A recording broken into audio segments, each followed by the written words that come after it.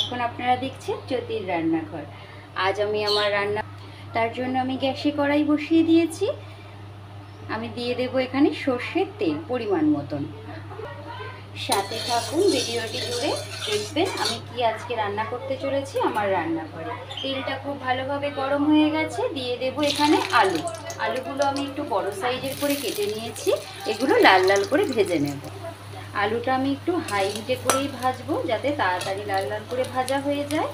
আপনারা যে যেখান থেকে আমার ভিডিওটি দেখছেন, ভগবানের কাছে প্রার্থনা করি সকলেই যেন ভালো থাকেন, সুস্থ থাকেন এবং দয়া করে আমার ভিডিওটি সম্পূর্ণ দেখে তারপরে একটু কমেন্ট এবং সাবস্ক্রাইব করবেন যদি ভালো লাগে।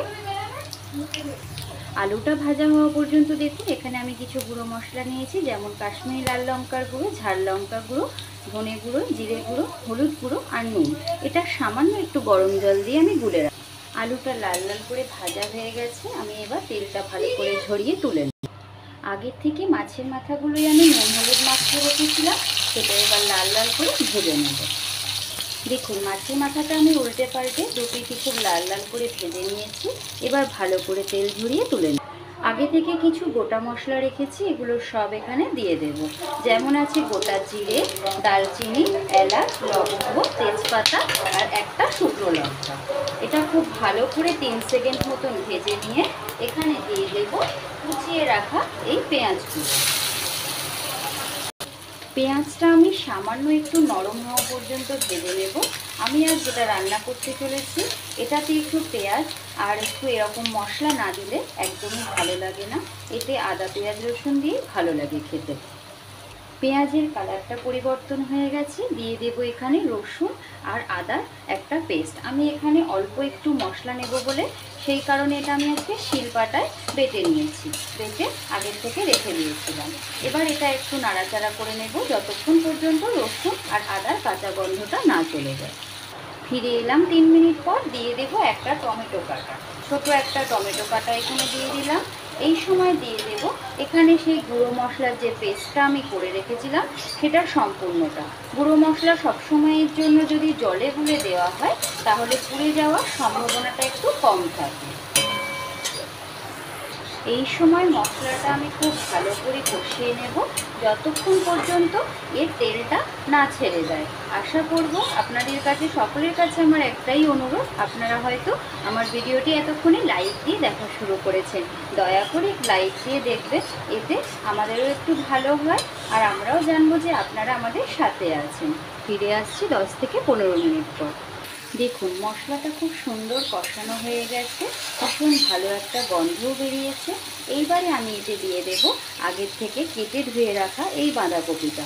এটা অফ সিজনে আমি বাঁধাকপিটা কিনেছি, তো দেখলাম ফ্রিজে একটু মাছের মাথাও রয়েছে, কী দিয়ে করব, তাই জন্য এই মাছের মাথাটা দিয়ে করে ফেললাম। না হলে অফ সিজনের বাঁধাকপি একদমই শুধু ভালো লাগে না খেতে। খুব সুন্দর করে এবার এই মশলার সাথে বাঁধাকপিটা আমি ধীরে ধীরে মিশিয়ে নেব। এটা দেখে মনে হচ্ছে অনেকখানি, কিন্তু আস্তে আস্তে জল ছেড়ে দিলে এটা মজে যাবে সম্পূর্ণ। দেখুন, সম্পূর্ণ বাঁধাকপিটা অনেকখানি মজে গেছে। এই সময় এতে মিশিয়ে দেব আগে থেকে ভেজে রাখা আলুগুলো। এবারে আমি অপেক্ষা করব আলুটা সেদ্ধ হওয়া পর্যন্ত। কিন্তু এতে এখনও আরও একটা সিক্রেট মশলা দেওয়া বাকি আছে, যাতে এই অফ সিজনের বাঁধাকপিটা দুর্দান্ত স্বাদের হয়ে যায়। ফিরে এলাম আমি আরও 10 থেকে 15 মিনিট পর। এবারে দেখে নেব আলুটা সেদ্ধ হয়েছে নাকি। আলুটা সম্পূর্ণ সেদ্ধ হয়ে গেছে। এই সময় এখানে মিশিয়ে দেব ভেজে রাখা মাছের মাথাটা। দেওয়ার পরে আমি আরও কিছুক্ষণ এটা কষিয়ে নেব।